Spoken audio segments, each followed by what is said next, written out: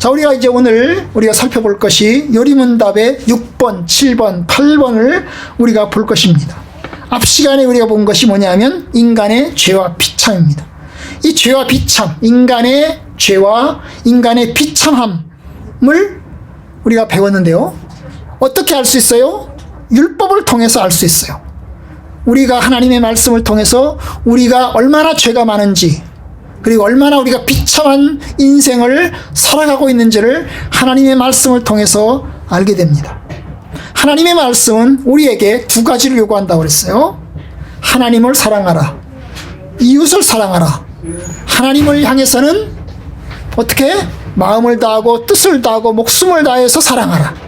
한마디로 말하면 전심으로. 따라서 합시다. 전심으로.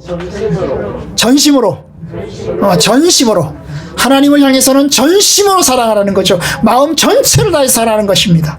이웃을 향해서는 내 몸처럼, 그죠? 내 몸처럼. 따라서 합시다. 진심으로. 네, 하나님께는 전심으로, 사람에게는 진심으로. 네, 여러분, 우리의 마음을 다해서 이웃을 사랑하라는 겁니다. 그런데 우리가 이 계명을 못 지켜요. 하나님을 향해서 우리의 마음을 다해서 전심으로 하나님을 사랑하지 못해요. 나눠져 있어요. 우리가 이웃을 사랑하는데 진심으로 이웃을 사랑하지 못해요. 나눠져 있어요. 그렇기 때문에 우리는 율법을 지키지 못해요. 하나님의 말씀을 다 지키지 못해요. 그렇기 때문에 우리는 죄를 가지고 있어요. 우리의 본성상 하나님을 적대하고 하나님을 떠나고 또한 이웃을 사랑하지 않는, 그것보다는 시기하고 미워하고 이런 본능을 우리가 가지고 있습니다. 그것이 우리가 지난 시간에 보았던 내용입니다. 그런데요, 이제 우리가 볼 것이 이제 6번부터 보겠는데요. 자, 6번을 보도록 하겠습니다. 여러분이 핸드폰을 카톡을 열으셔가지고 보시면 좋겠어요. 우리 교회 카톡을 열으셔가지고 보시면 좋을 것 같은데. 자, 6번. 그러면 우리가 이제 질문해 봐야 되는 것이 있어요. 원래부터 인간이 악하게 창조되었나? 원래부터 인간이 불의하게 창조되었나? 하는 것입니다. 성악설, 성선설. 여러분이 학교에서 성악설, 성선설을 배워요. 근데 교과서에 나오는 것을 보면 기독교는 성악설이라고 그래요. 여러분, 틀렸습니다. 기독교는 성악설이 아니에요. 기독교는 하나님이 원래 창조하실 때는 성선설입니다. 성선설. 그죠? 중간에 인간이 죄를 지어서 바뀐 거지요. 그거죠? 자, 6번이거든요. 6번. 자, 6번 제가 읽어봅니다. 답은 여러분이 하세요. 자, 시작. 하나님께서 본래 사람을 사악하고 불의하게 지으셨습니까? 아닙니다. 하나님께서는 인간을 자신의 형상대로 선을 지으시고 그래야 창조자는 이를 다르게 알고 마음만을 다하여 사랑하며 그의 영광과 존귀를 위하여 함께 영원히 하게 살도록 하셨습니다. 예, 자, 여기 보면 6번은 그럼 하나님이 원래 인간을 만들 때 악하게 만들었나, 불의하게 만들었나, 그거 질문이죠, 그죠? 네, 그겁니다. 그런데 여기서 이야기한 거죠, 성악설이 아니고 성선설이다. 하나님이 원래 사람을 창조하실 때는 선하게 창조하셨다는 거예요. 여러분, 인간을 하나님이 악하게 만들었다면 하나님 책임이에요. 하나님 책임입니다. 아니, 하나님이 악하게 인간을 만들어 놓고 인간을 심판하는 건 너무나 부조리한 거예요. 그죠? 그런데 여러분, 성경이 말하는 건 뭐예요? 인간은 선하게 창조되었다는 거예요. 의롭게 창조되었다는 것이요. 하나님에게 책임을 물어서는 안 된다는 것입니다. 여러분, 우리가 읽은 성경 말씀을 보시면 창세기 1장에서 우리가 읽은 말씀이 그렇잖아요. 1장 26절 보겠어요. 이게 인간 창조에 대한 거잖아요. 인간 창조에 대한 건데 26절, 하나님이 이르시되 우리의 형상을 따라 우리의 모양대로 우리가 사람을 만들고 그들로 바다의 물고기와 하늘의 새와 가축과 온 땅과 땅에 기는 모든 것을 다스리게 하자 하시고, 27절 하나님이 자기 형상 곧 하나님의 형상대로 사람을 창조하시되 남자와 여자를 창조하시고. 여러분, 사람은 하나님의 형상대로 창조되었습니다. 선하고 의롭게 창조되었던 것입니다. 여기 하나님 형상이라는 게 뭘까요? 하나님 형상이라는 게 하나님의 얼굴을 담고 하나님의 귀를 담고 이런 건가요? 여러분, 하나님 형상이 없으세요? 하나님 형상이 없으시죠? 눈에 보이지 않아요. 어떻게 생겼는지 우리 알 수 없어요. 여기서 말하는 하나님 형상은 뭘까요? 여러분, 그것은 하나님이 가지고 있는 성품을 이야기합니다. 성품. 에베소 4장에 보면 하나님의 새로운 형상에 대한 이야기를 합니다. 의와 거룩함으로 지으심을 받은 새 사람을 입어라. 의와 거룩함으로 지으심을 받은 새 사람을 입어라. 여러분, 의와 거룩함, 이것이 하나님의 형상의 모습입니다. 하나님 형상은 얼굴 담고 귀 담고 이게 아니고 하나님이 가지고 있는 성품을 담는 것입니다. 그런데 그것이 하나님의 의로우심과 하나님의 선하심과 하나님의 거룩하심을 우리가 가지는 것입니다. 여러분, 그런데 이 타락하고 난 다음에 인간이 그 의와 거룩함을 잃어버린 것입니다. 타락하고 난 다음에, 타락하기 전에는 인간은 의롭고 선하고 거룩하였습니다. 그런데 타락하고 나서 인간은 그 선하고 의롭고 거룩한 것을 잃어버린 것입니다. 물론 하나님 형상이라고 말할 때 그것을 이 두 개, 이 의와 거룩함, 선함, 이것만으로 이야기할 수 없어요. 그건 좁은 의미의 형상입니다. 넓은 의미의 형상은 좀 더 추가될 수 있어요. 여러분, 창세기 9장에 보면, 9장 6절에 보면 사람이 사람을 죽였을 때 어떻게 해야 되느냐 하는 것을 이야기합니다. 어떻게 돼요? 사람이 사람의 피를 흘리면 그 피를 흘리게 만든 그 사람도 피를 흘려야 된다는 거죠. 이게 뭐에 대한 거예요? 사형에 대한 사형. 사람이 사람을 죽이면 그 죽인 사람을 심판해야 된다는 거예요. 심판해야 된다는 것입니다. 그런데 왜 심판해야 됩니까? 사람이 사람에게 피를 흘리면 그 사람의 피를 흘려야 되는데, 이는 사람은 하나님 형상이기 때문에 그런 것입니다. 여러분, 동물을 죽였을 때 동물을 죽인 사람을 사형시키는 법은 없습니다. 동물을 죽였다고 해서, 우리는 동물의 인권을 이야기합니다만, 동물을 죽였다고 해서 그 동물을 죽인 사람을 죽여야 된다, 이런 얘기는 없어요. 근데 성경은 사람을 죽인 것에 대해서는 명확하게 구분합니다. 사람을 죽이면 그 죽인 사람은 반드시 심판하고 반드시 처벌해야 된다는 것입니다. 그런 의미에서 여러분, 저는 사형 지지자입니다. 성경이 그걸 말하고 있기 때문에. 물론 사람이 어떻게 사람을 죽이겠습니까? 그죠? 그 심판하실 분은 하나님이십니다. 그래서 기독교 안에도 사형 폐지를 주장하는 분들이 있습니다.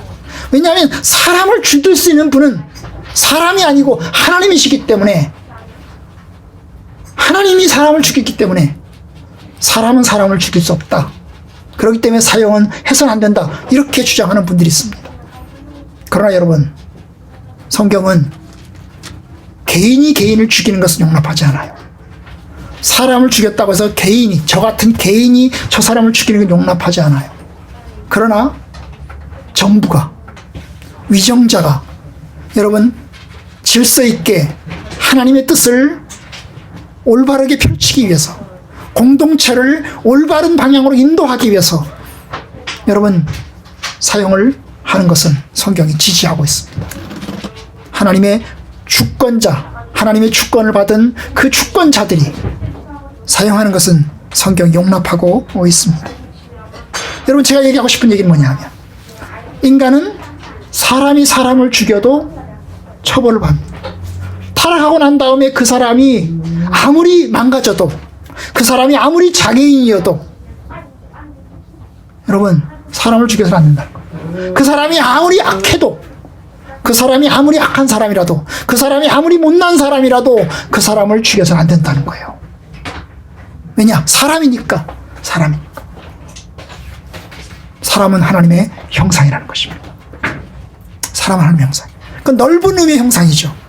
넓은 의미 형상. 예를 들면 말을 하고 인간이 언어를 하잖아요. 하나님의 말씀을 닮아서 인간이 언어를 합니다. 하나님의 말씀을 닮아서 그래도 사랑합니다. 그래도 정의롭게 행하려고 노력합니다. 여러분, 양심을 가지고 있습니다. 이성으로 올바르게 판단하려고 노력합니다. 다른 사람을 용서하고 받아주려고 노력합니다. 다른 사람을 도와주기도 합니다. 구제하기도 합니다. 여러분, 넓은 의의 형상은 그래도 그대로 있지만 좁은 의의 형상은 파괴되었습니다. 하나님이 거룩하십니다. 하나님이 의로우십니다. 그런데 하나님의 의로우심과 거룩함을 하나님이 사람에게 주셨어요. 그걸 통해서 하나님을 알고 사람이 하나님을 섬기고 하나님을 영화롭게 하는 것입니다. 요리문답에 보면 이렇게 얘기하죠. 하나님께서는 인간을 자신의 형상대로 선하게, 의롭게, 거룩하게 창조하셨습니다. 그래서 하나님을 알고 바르게 창조주 하나님을 알고 온 마음을 다해서 하나님을 사랑하고 그의 영광과 존귀를 위해서 그와 함께 영원히 행복하게 살도록 창조되었습니다. 성선설입니다. 선하게 창조되었습니다. 이것이 하나님이 원하는 겁니다. 하나님께서 애초에 바라시는 거죠. 창세기 1장에 보면 그 마지막 절에 뭐라고 되어 있어요? 하나님 보시기에, 하나님이 지으신 모든 것을 보시기에 심히 좋았다. 하나님 보시기에 참으로 좋았다. 이 세상이 만들어진 세상, 그리고 만들어진 세상 안에 들어있는 사람들의 모습을 보니 너무나 보기 좋았다는 거예요. 하나님 보시기에 참 좋았다는 것입니다. 복된 상태죠. 축복의 상태, 영광과 존귀의 상태. 이것이 하나님이 지으신 본래의 모습인 것입니다. 어그러진 것은 이제 인간이 타락 때문에 온 거죠. 그것이 7번, 요리문답의 7번에서 이야기를 합니다. 보십시오. 7번. 그러면 인간의 타락한 본성은 어디서 왔습니까?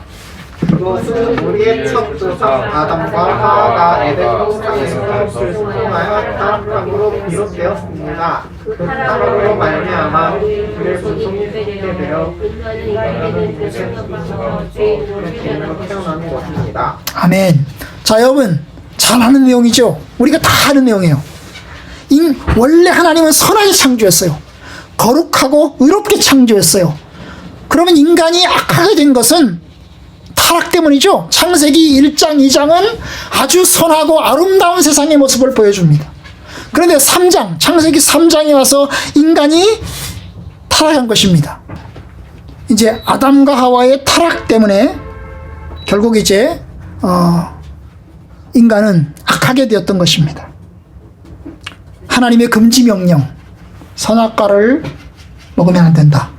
선악을 알게 하는 나무의 열매를 먹으면 안 된다. 그걸 먹는 날에는 정령 죽을 것이다. 그런데 아담은 그것을 먹었습니다. 그걸 먹었습니다. 결국 그것 때문에 인간은 타락하고 악하게 되었습니다. 그러면 여러분 이렇게 물으실 것입니다. 아니, 말도 안 돼. 아니, 한 번 그렇게 실수했는데, 아담이 한 번 실수했는데 한 번 실수한 거 가지고 엄청난 벌을 내릴 수가 있어? 너무 심하지 않아? 이렇게 물으실 것입니다. 한 번 실수는 난 봐줘야지, 3번까지는 봐줘야지 생각합니다. 여러분, 아담의 위치를 생각해 보세요. 아담은 인류의 시조입니다.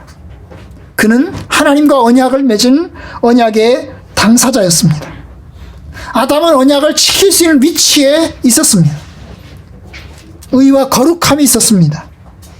지식도 있었습니다. 이성도 있었습니다. 여러분, 하나님 명령이 어려운 거였나요? 하나님 명령이 어려운 거였나요? 선악을 알게 하는 나무의 열매를 먹지 마라. 먹는 날에는 죽는다. 어려운 것입니까? 어려운 거예요? 쉬운 거예요? 여러분, 하나님이 아담에게 명령하신 것은 이런 게 아니에요. 아담아, 너는 이 동산에는 모든 나무의 열매를 먹지 마라. 먹으면 한 개라도 먹으면 죽는다.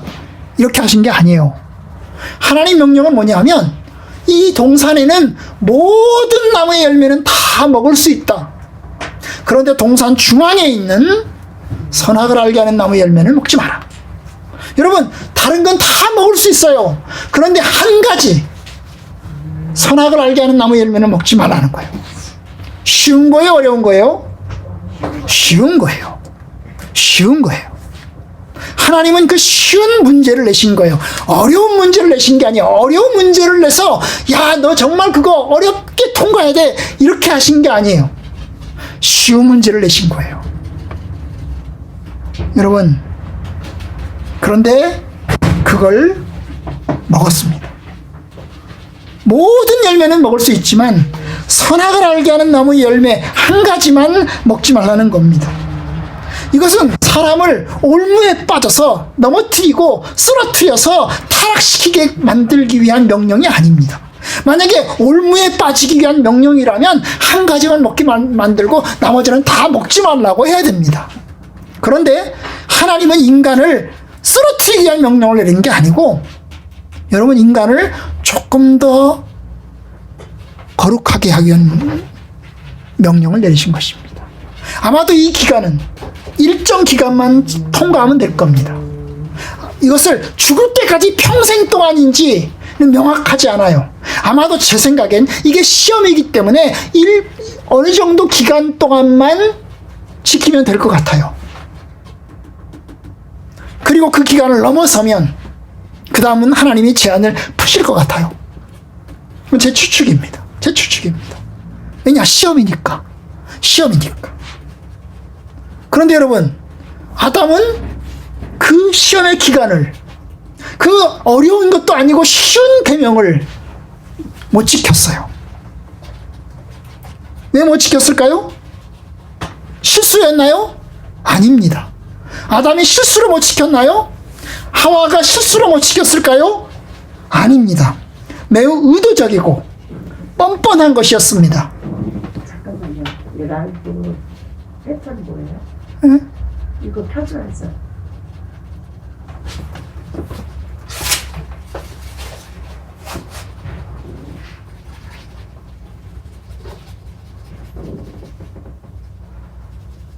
글쎄요. 아유, 잠그면 안 되겠네. 여러분, 이게 실수가 아닙니다. 욕심이죠, 욕심.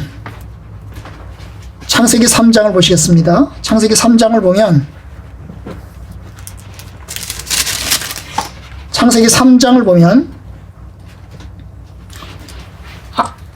마귀가 유혹하는 말이 있습니다.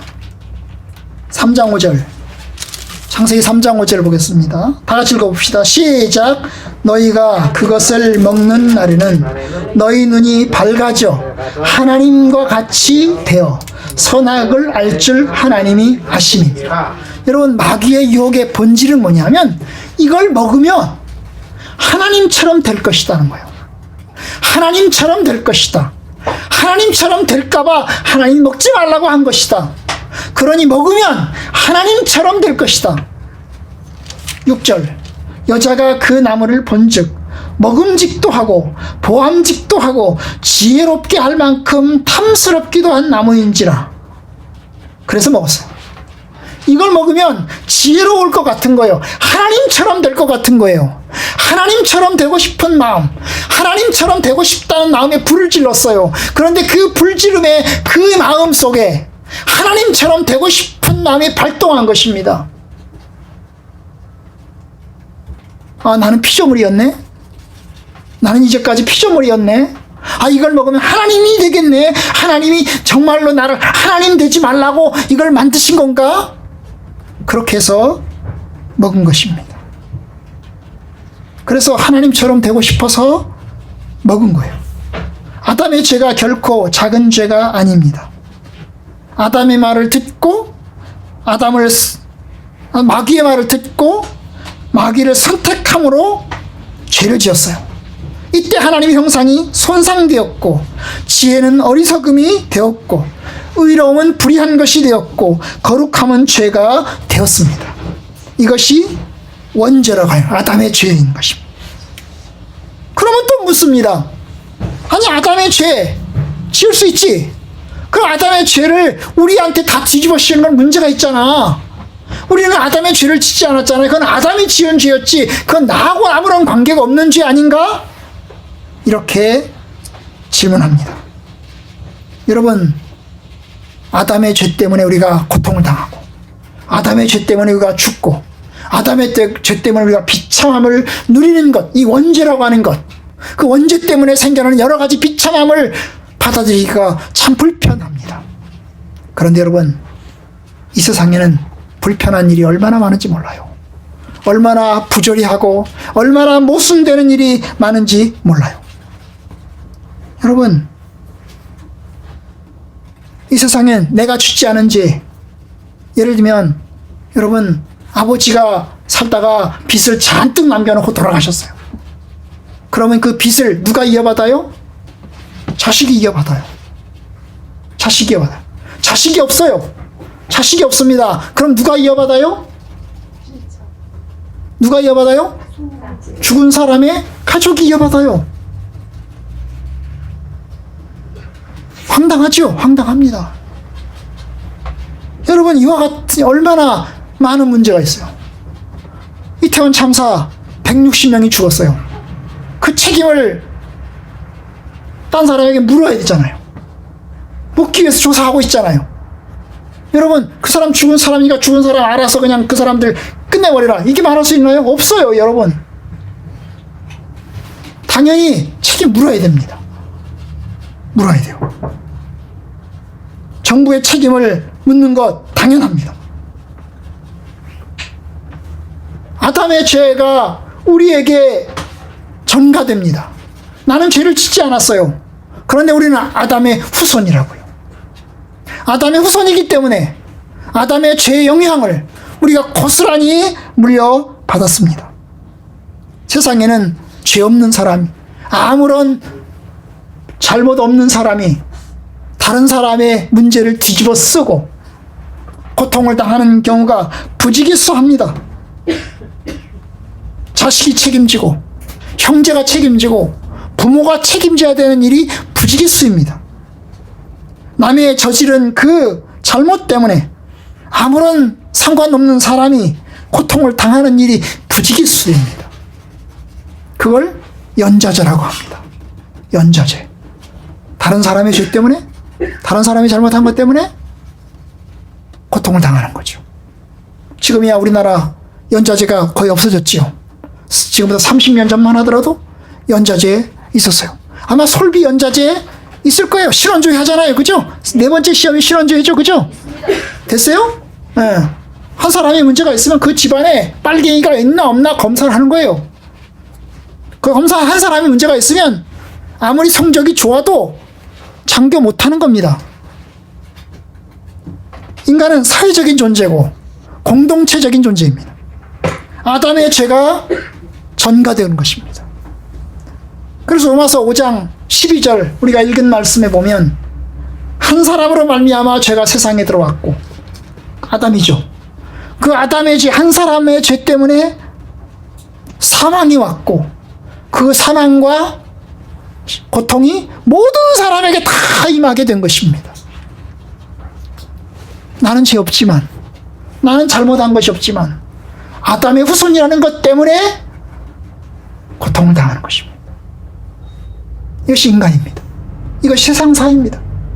사실 아버지 잘 만나서, 여러분, 아버지 잘 만나서 잘 되는 사람도 있고 아버지 못 만나서 고난당하는 사람도 있습니다. 저는 아버지 못 만나서 고난당하는 사람이죠.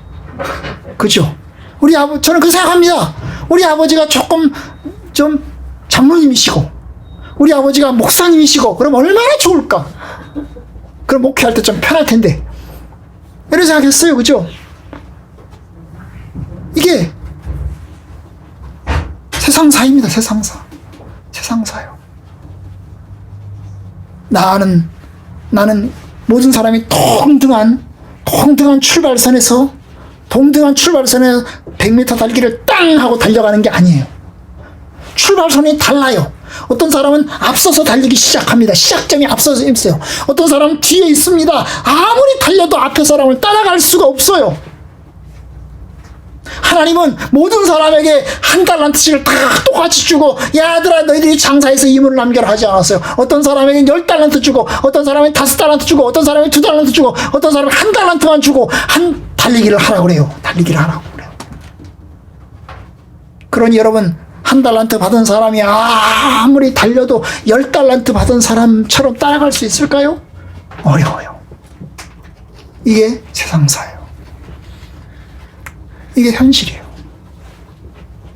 현실이에요. 그러니 여러분, 불합리하다고 할 수 없어요. 우리는 아담의 후손이기 때문에 어쩔 수 없이 아담의 영향을 받을 수밖에 없습니다. 알고 짓는 죄, 모르고 짓는 죄가 넘칩니다. 원죄가 전가되는 것입니다. 죄의 본성이 그대로 전달되는 것입니다. 이게 얼마나 심하냐? 이것이 8번입니다. 자, 8번. 이 죄가 얼마나 심한가? 8번입니다. 그렇다면 우리는 너무 부패하여 선이란 전혀 행할 수도 없고 모든 악을 향해서 기울일 뿐입니까? 그렇습니다. 우리가 하나님의 영으로 거듭나지 않는 한 그렇습니다. 예, 이 8번의 질문은 인간이 그렇게 악하냐? 인간이 그렇게 부패하냐? 하는 겁니다. 인간이 조금이라도 선을 행할 수 있지 않냐? 착한 사람도 있지 않냐? 법 없이 사는 사람도 있지 않냐? 하는 거에 대한 질문입니다. 그런데 여러분, 성경이 말하는 것은 인간은 악하다는 것입니다. 인간은 선을 행할 수 없다는 거예요. 조금도 행할 수 없다는 것입니다. 너무 부패해서, 인간이 너무나 부패해서 여러분, 선이란 전혀 행할 수 없고 항상 악을 향해서 살아간다는 거예요. 이것이 성경에 말하는 것입니다. 내가 죄악 중에 출생하였으며 못이 나 죄 중에 나를 잉태하였나이다. 이게 다윗의 시입니다. 다윗이 밧세바를 겁탈하고 난 다음에 하나님 앞에 회개하면서, 하나님, 내가 죄악 중에 태어났습니다. 우리 어머니가 죄 중에 나를 잉태했습니다. 성경학자들은 불륜해가지고 자식을 낳나? 다윗이 태어났나? 이렇게 생각하는 사람도 있어요. 그래서 다윗의 부모가 부인이 여러 명인데 8명이잖아요. 형제들이 8명이잖아요. 그 중에서 다윗이 막내잖아요. 그죠? 그런데 아마 7명은 부인이 따로 있고 다윗은 1명은 부인이 따로 있는데, 그래서 불륜을 태어났다 이렇게 이야기하는 사람도 있어요. 왜냐?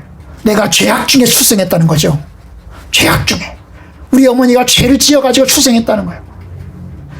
모친이 죄 중에 나를 잉태하였나이다.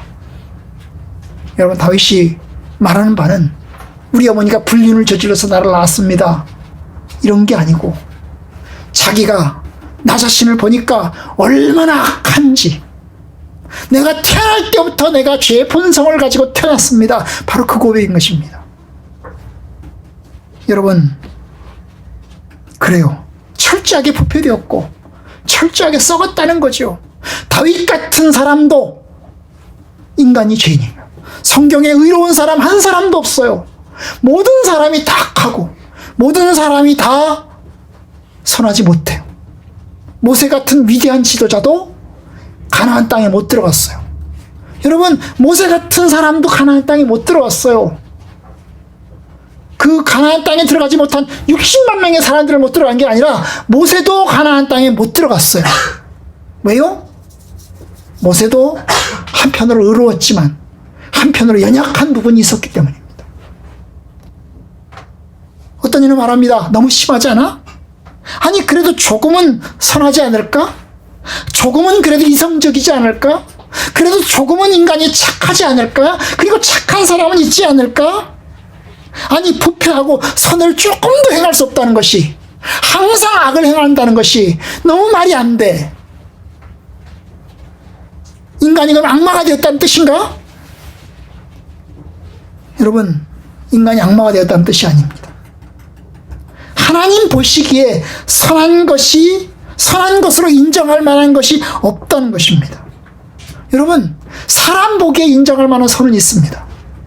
사람들 보기에 선하고 사람들 보기에 착한 것은 있습니다. 이것을 시민적 선이라고 합니다. 여러분, 부패한 사람도 자기 자식을 사랑하고 예뻐하고 헌신적으로 합니다. 우리가 전두환을 아주 악하다고 하죠. 많은 사람을 죽였잖아요.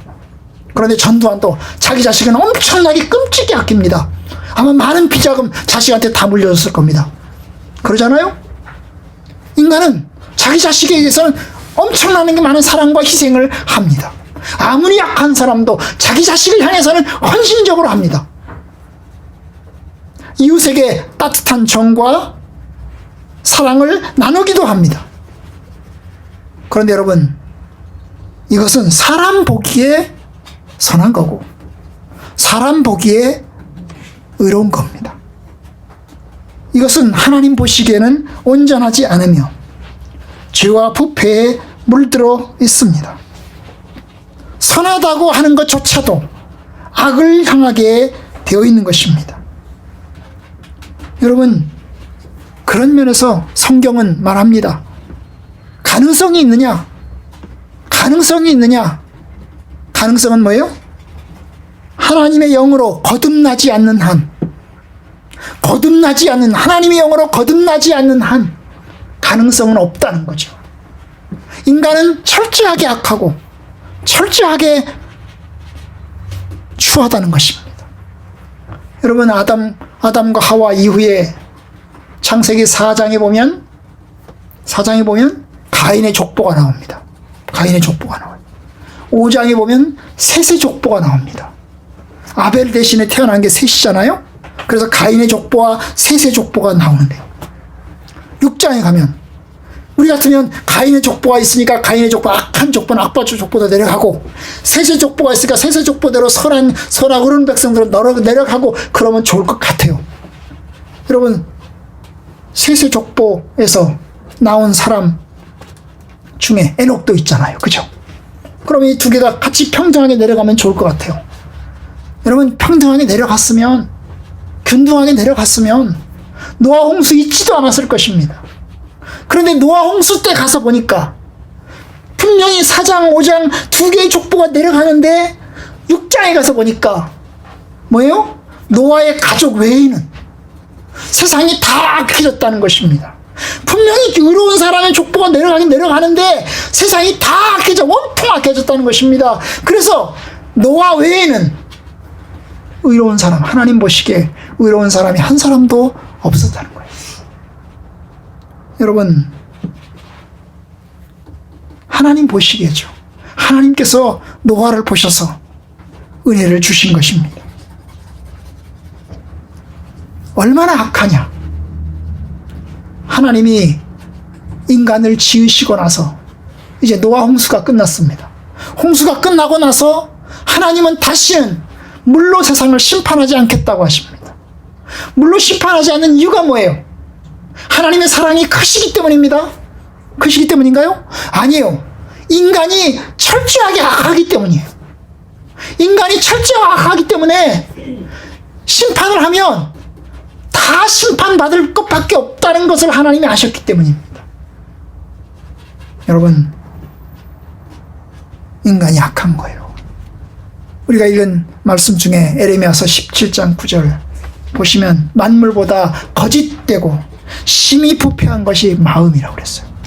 마음이 가장 두렵다는 거죠. 그런데 아무도 몰라요. 누가 이를 능히 알리오마는. 여러분, 회복될 수 있는 길이 있을까요? 없어요.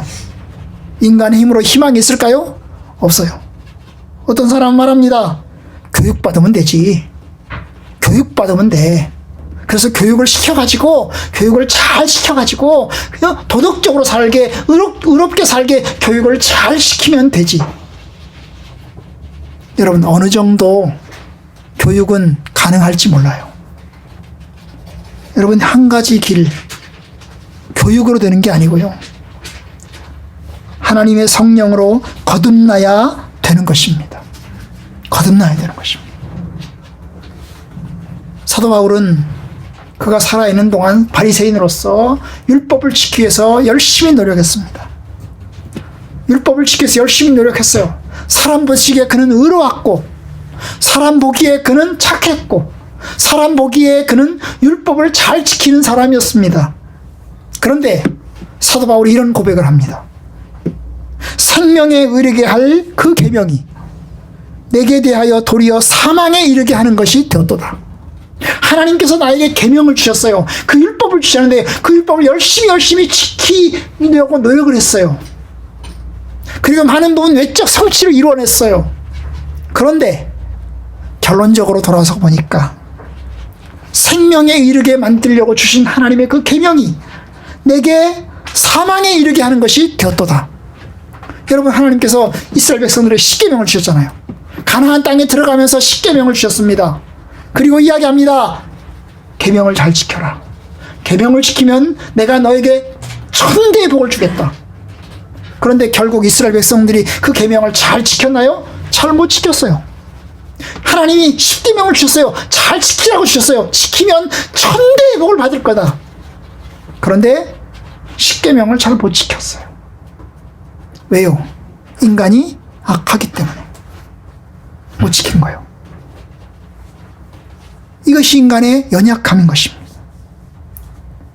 그 속에 죄가 있기 때문에 이 죄가 숨어 있다가 발동하는 것입니다. 죄가 기회를 타서 계명으로 말미암아 나를 속이고 그것으로 나를 죽였는지라. 죄가 살아있는데요, 그 죄가 발동하는 것입니다. 마치 꾸정물을 컵 속에 집어넣고 가만히 있으면 그 꾸정물에 더러운 것들이 밑에 가라앉아 있어요. 그리고 깨끗하게 보여요. 그 물 속에는 그 꾸정물은 깨끗한 물로 보여요. 그런데 젓가락을 넣고 한번 휘저어요. 휘저으면 어때요? 그 물이 아주 꾸정물로 순식간에 바뀌어요. 여러분, 죄가 그런 거죠. 우리 속에 죄의 본성이 속에 들어있는 것입니다. 평상시에는 괜찮은 것 같아요. 평상시에는 선한 것 같아요. 평상시에는 의로운 것 같아요. 그런데 그것이 발동하는 것입니다. 의롭고 선한 것 같은 모세가, 여러분, 이스라엘 백성들이 죄 짓는 걸 보면서 화가 나는 것입니다. 그래서 하나님 말씀을 불순종했어요. 결국 그것 때문에 그는 가나안 땅에 들어가지 못했습니다. 여러분, 바울이 이런 고백을 합니다. 원함은 내게 있으나 선을 행하는 것은 없노라. 내가 원하는 바 선을 행하지 아니하고 원치 않는 바 도리어 악을 행하는도다. 나는 선을 행하길 원한다. 그런데 현실은 내게 악뿐이 없다. 내가 원하는 선은 행하지 못하고 내가 원하지 않는 악을 행할 수밖에 없구나. 오호라, 나는 곤고한 사람이로다. 오호라, 내가 죄인이구나. 여러분, 그래요.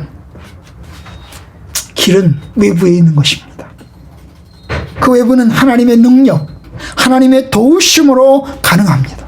물에 빠진 사람이 스스로를 구원할 수 없듯이 새 생명이 밖에서부터 우리에게 주어져야 가능한 것입니다. 그것을 성경은 거듭남이라고 합니다. 사람이 거듭나지 않으면 하나님 나라에 들어갈 수 없느니라. 사람이 물과 성령으로 나지 않으면 하나님 나라를 볼 수 없느니라. 여러분, 하나님의 말씀의 씨앗이 우리 속에 떨어져서 하나님의 말씀이 우리 속에 생명을 일으켜야만 가능합니다. 그러니 우리는 성령 안에서 거듭나야 합니다. 다시 중생해야 합니다. 예수님 안에서 새로운 마음을 가지려면 하나님의 성령께서 우리들 가운데서 새로운 마음을 허락해 주셔야 합니다. 새로운 영을 불어넣어 주셔야 합니다. 여러분, 그것이 유일한 길입니다. 하나님께서 우리를 거듭나게 하시는 것이라면 우리가 무능하다는 것을 깨닫고 선을 행할 능력이 없는 것을 깨닫고 하나님께 부르짖어야 합니다. 도와주세요. 살려주세요. 나를 건져주세요. 나는 힘이 없습니다. 나는 능력이 없습니다. 나는 소망이 없습니다. 주님 나를 건져주시고 나를 구원해주세요. 여러분, 이것이 우리가 할 수 있는 겁니다. 하나님께서는 우리에게 예수님을 통해서 그리스도의 십자가를 통해서 구원의 길을 여십니다. 그리스도를 통해서 우리를 구원하십니다. 그러나 우리에게 우리 자신을 깨닫고 그리스도를 향하고 바라보도록 명하십니다. 십자가를 바라봐라. 예수를 바라봐라. 예수 그리스도를 믿어라. 주께로 나아오라. 부르십니다. 여러분, 예수 그리스도를 믿어서 주님께로 가시기 바랍니다. 오늘 우리가 본 것이 뭐죠? 인간은 원래 선하게 창조되었다. 원래 선하게 창조되었다. 거룩하고 의롭게 창조되었다. 그런데 아담이 타락하면서 그 인간이 악하게 되었다. 인간이 죄를 지었고 하나님의 비참함 속에 들어가게 되었다. 그 비참에서 해결할 수 있는 길은 인간에게는 없다. 오직 하나님밖에 없다. 오직 성령에 의해서 거듭나고 새롭게 되는 길밖에 없다. 이것이 오늘 우리가 본 것입니다.